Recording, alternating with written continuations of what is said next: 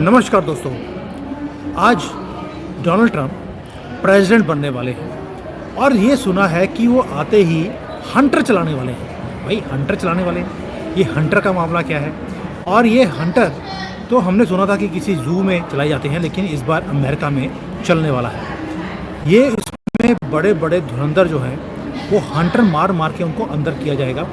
और इसका सबक मुझे लगता है कहीं ना कहीं हमारे जो मोदी जी हैं उन्हें भी सीखना पड़ेगा कि भाई हंटर चलाते कैसे हैं, चूं चां जो करने वाले लोग हैं वो चुप कैसे उनको किया जाता है। ये इस बार ट्रंप से हमें सीखना पड़ेगा। और ये इतनी इंपॉर्टेंट न्यूज़ क्यों है? क्योंकि इसमें बड़े बड़े नाम इस बार आने वाले हैं। अगर डोनाल्ड ट्रंप अपने कंट्री में कर सकते हैं तो भारत में भी कुछ हैं सुबह सुबह उठकर सूंघने वाले, उनको भी अंदर करने का मुझे लगता है ये सुनहरा मौका है अगले 4 साल। इसको डिटेल में बात करते हैं कि माजरा क्या है, हंटर कहाँ चलने वाला है और क्यों चलने वाला है। माजरा जी, जय सिया राम। जय सिया राम। ये केस हंटर ये का है, मामला क्या है? आप बहुत दिनों से सुन रहे होंगे हंटर बाइडेन का लैपटॉप, हंटर बाइडेन की कुछ जो व्हाइट पाउडर मिला था, फिर उन्होंने टैक्स इवेजन एक्सेप्ट किया। तो चक्कर क्या था कि प्रेसिडेंट का बेटा बहुत हद तक बहुत सारे काम में उल्टे सीधी चीजों में इन्वॉल्व था। तो बाइडेन ने जाते जाते अपने आखिरी सप्ताह में अपनी फैमिली को, मतलब हंटर बाइडेन को, प्रेसिडेंशियल पार्डन दे दिया। अब चूंकि सारी दुनिया में इंग्लैंड के लॉज लगते हैं, यहाँ तक कि अमेरिका में भी, तो आप इस प्रेसिडेंशियल पार्डन को समझ लीजिए।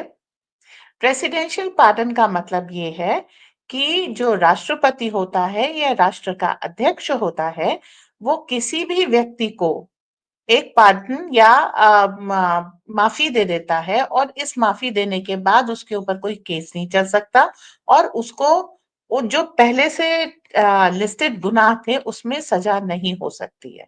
मतलब कंप्लीट इम्यूनिटी, आपने कुछ भी किया हो, आपको अगर प्रेसिडेंशियल पार्डन मिल गया तो अब आप जो है स्वतंत्र नागरिक की तरीके से, सम्मानित नागरिक की तरीके से, निर्दोष नागरिक की तरीके से रहेंगे।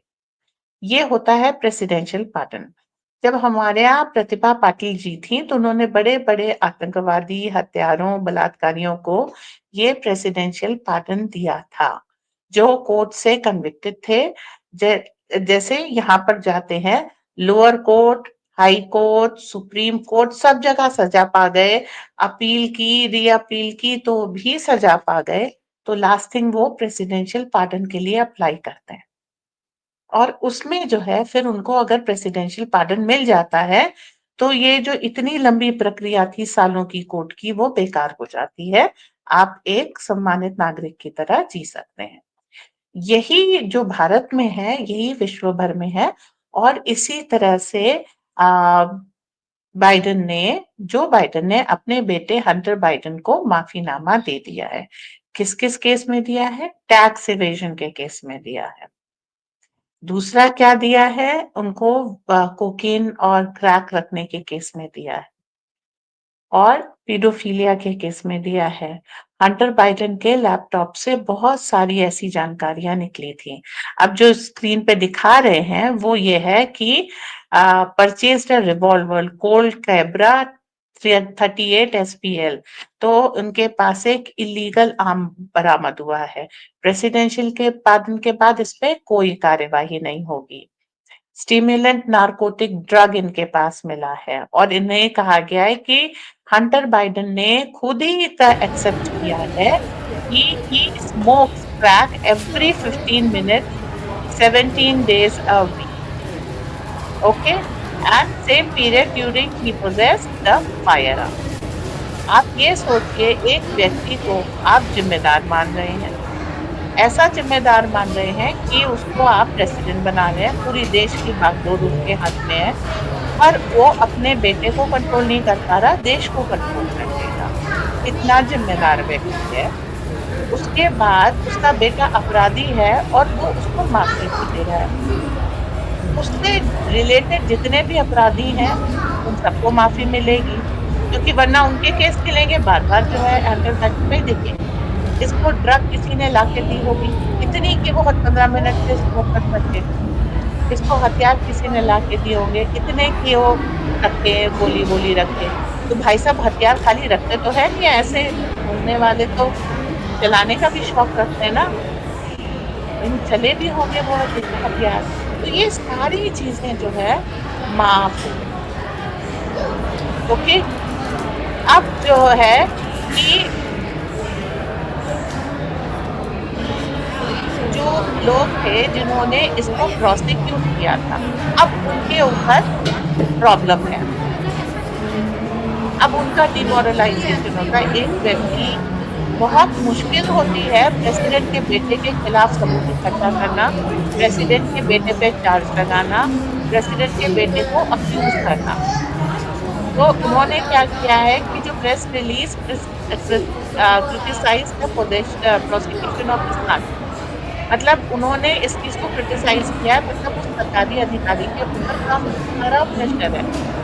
क्योंकि उसने एक सेलेक्टिव अनफेयर प्रैक्टिस करके बेचारे जो बाइडेन के ड्रग लेने वाले बेटे को, फायर आर्म्स लेने वाले बेटे को पहले उसके खिलाफ सबूत इकट्ठा किए, फिर उसको अदालत में पेश किया, फिर इतनी सब उसके पैरवी उसको गिल्टी मान लिया गया।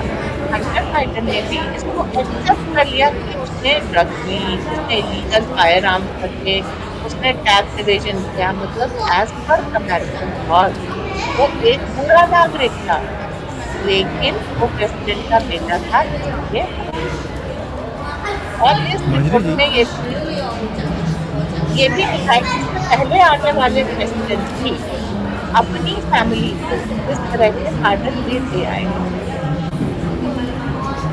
मंजरी जी, मतलब वो कहते हैं ना क्लिंटन हाँ, क्लिंटन वाला केस हम तक भूले नहीं है, मोनिका वाला, और जो कुछ उन्होंने व्हाइट हाउस पे किया।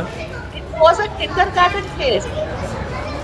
यस, मोनिका जेलेंस्की वाला जो केस था वो किंडरगार्टन केस था, क्योंकि वहाँ पर वो कंसेंटिंग एडल्ट, यहाँ तो जिनका पिछला छोटे-छोटे बच्चों का भी उपयोग हुआ है।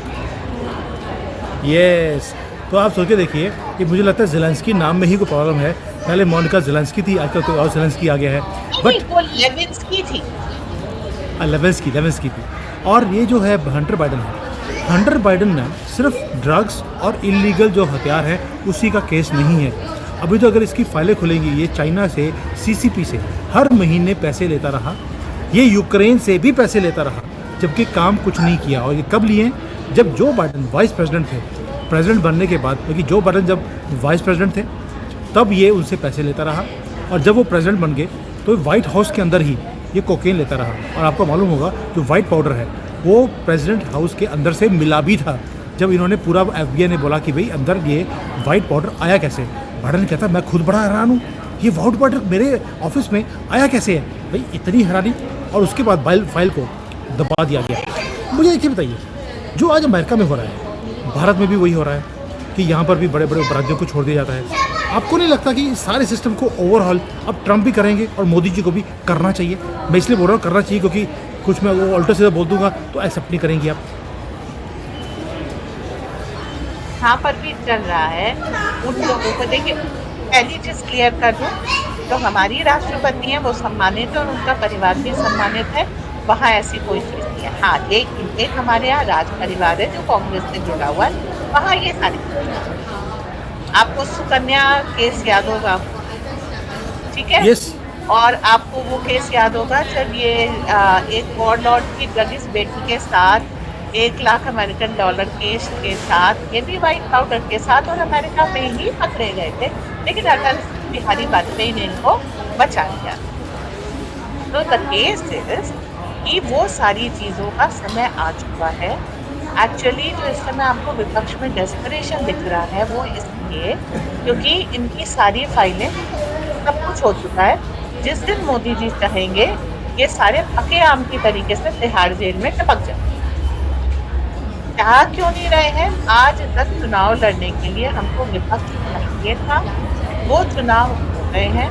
इनको 2-3 चीज़ों का इंतज़ार है। एक, हमारा डिलिमिटेशन हो जाए और जनसंख्या की जो 10 साल में गणना होती है वो सारी चीज़ें कंप्लीट होने के बाद ये जो स्ट्रक्चरल रिफॉर्म करना चाहते हैं, कुछ चीज़ों में जेपीसी जॉइंट पार्लियामेंट्री कमेटी की इनको ज़रूरत है, जैसे वक्फ बोर्ड वगैरह, ये सारे काम ये विपक्ष की सहमति से करना चाहते हैं। जब वो उनको नंबर मिल जाएंगे, वो सहमतियां मिल जाएंगी, इन सब की आवश्यकता खत्म हो जाएगी और तब ये सब जेल में दिखाई देगी।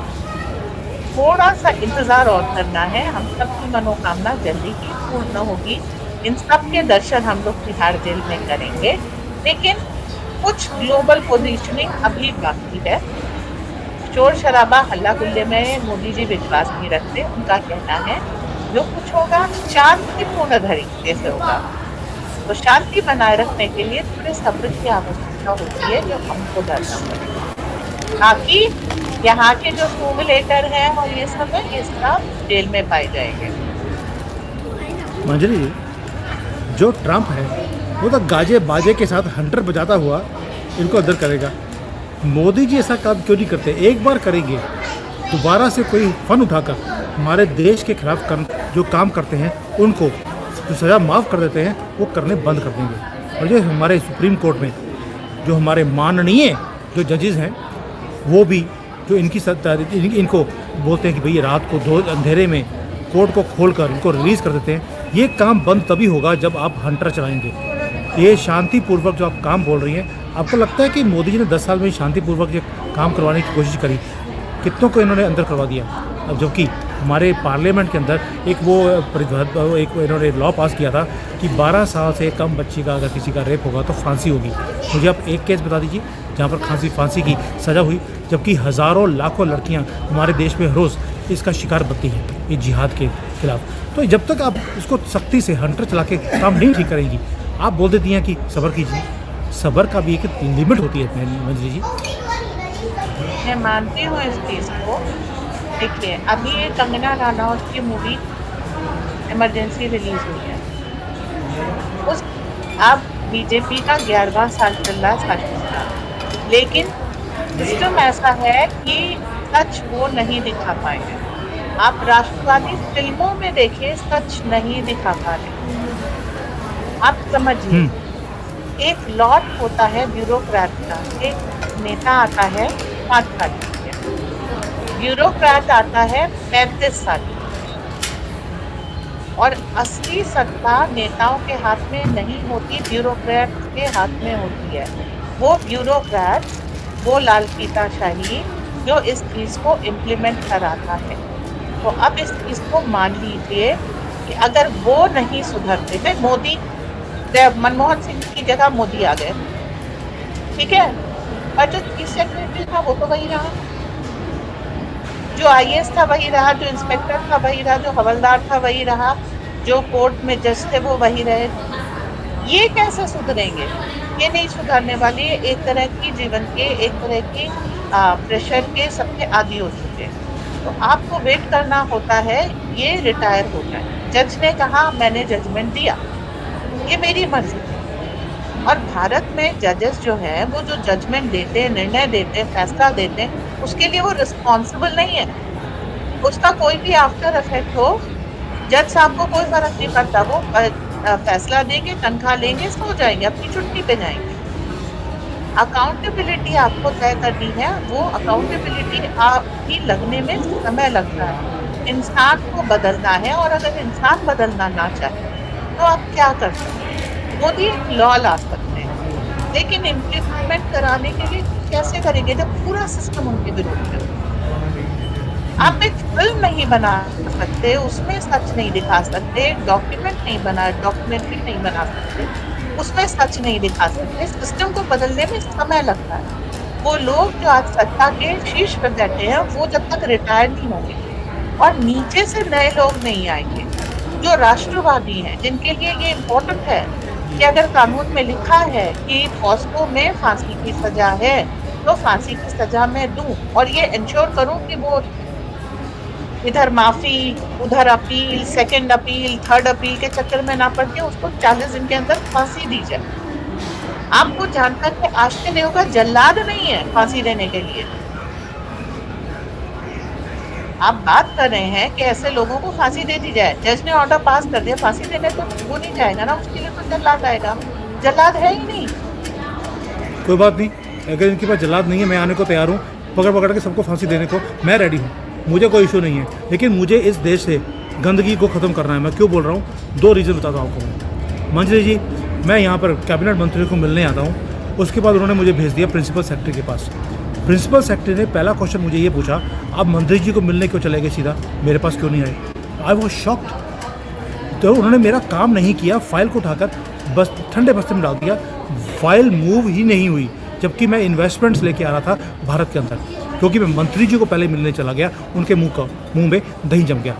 दूसरी बात, मैं चाइना में देखता हूँ, आपने याद होगा कि 2 महीने पहले जूहाई में जब एक एयर शो हो रहा था, वहाँ पर एक आदमी ने एक बस अपनी गाड़ी को लोगों के ऊपर चढ़ा दिया था, 25-30 लोगों की यहाँ पर मौत हो गई थी। आप बिलीव कर सकती हैं, विदिन 1 मंथ केस हुआ, फांसी की सज़ा सुना दी गई, और उसका पता भी नहीं उसके बाद कि वो कहाँ गया वो। ये होती है जजमेंट। अपने यहाँ पर कसाब को हम कितने साल हम उसको घिसकाते रहे, ये प्रूव करने के लिए ये वो था ही नहीं।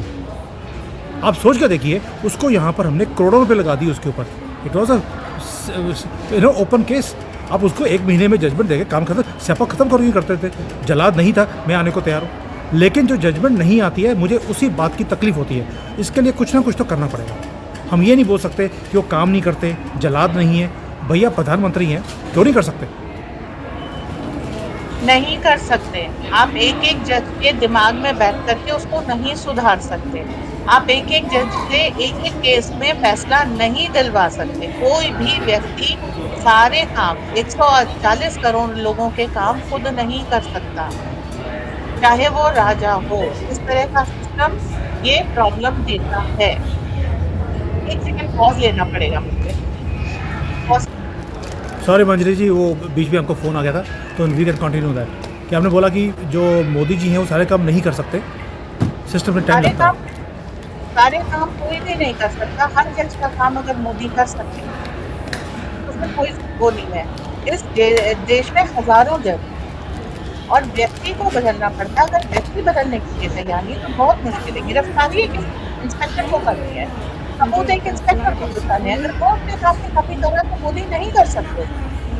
मोदी इंस्ट्रक्शन दे सकते हैं, पर हर व्यक्ति के रूप में उसका फॉलो नहीं कर सकते। वो कह सकते हैं जल्लाद लाओ, लेकिन वो जल्लाद बन के नहीं जा सकते, और जल्लाद का अपॉइंटमेंट खुद नहीं कर सकते। इन्वॉल्वमेंट होने की और किस करने की भी एक लिमिट होती है, और ये चीज हम लोगों को समझनी माननी पड़ेगी।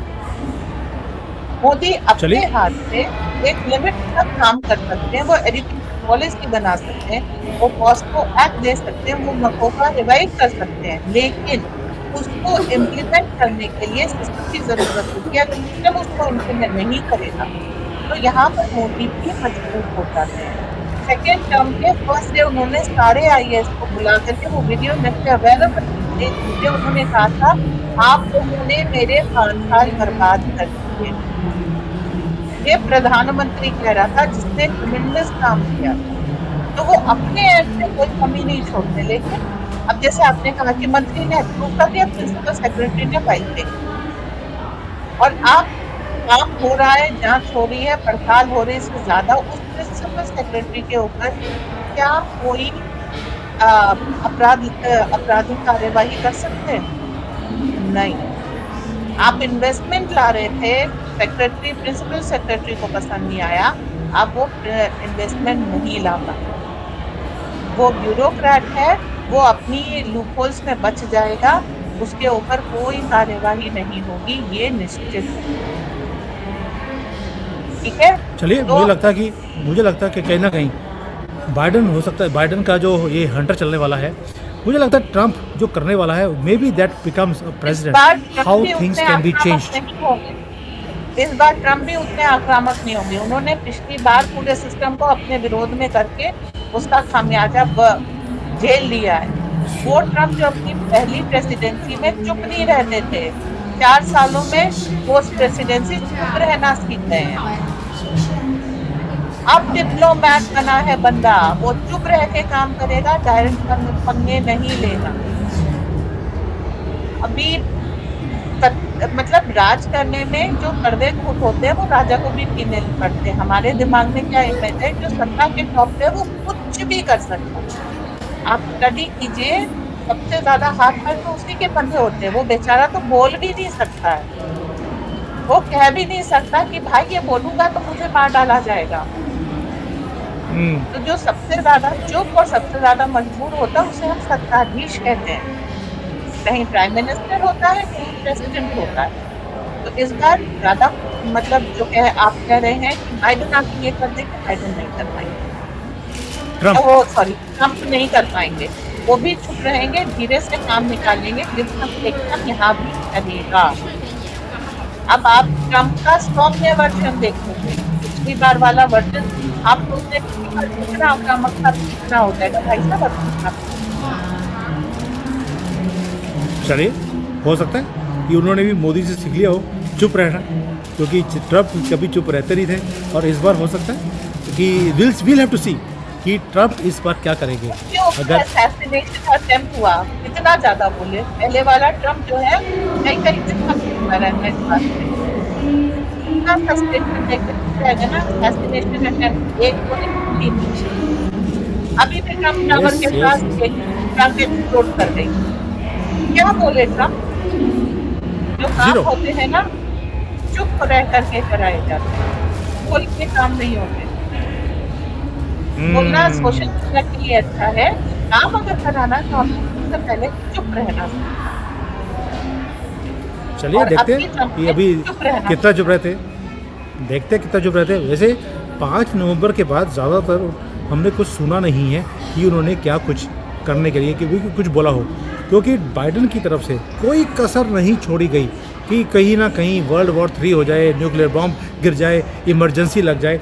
लेकिन ट्रम्प ने सबको बोल दिया 20 जनवरी तक चुप करके निकाल लो, उसके बाद देखेंगे। चलिए अब देखते हैं आगे आगे क्या होता है। थैंक यू मजरी जी। अब वेट कर रहा हूँ मैं, तो आई एम डेस्परेटली वेटिंग कि चुप कर कर हंटर कैसे चलाया जाता है। आई एम वेटिंग कि चुप कर कर हंटर कैसे चलाएंगे ट्रम्प इस बार। And there will be lessons for Bharat also and we need to copy that. Let's see how things pan out. Thank you madam ji, thank you. जय हिंद। मेरी फ्लाइट का टाइम हो गया, इसलिए मैं जल्दी कर रहा हूँ। बाय।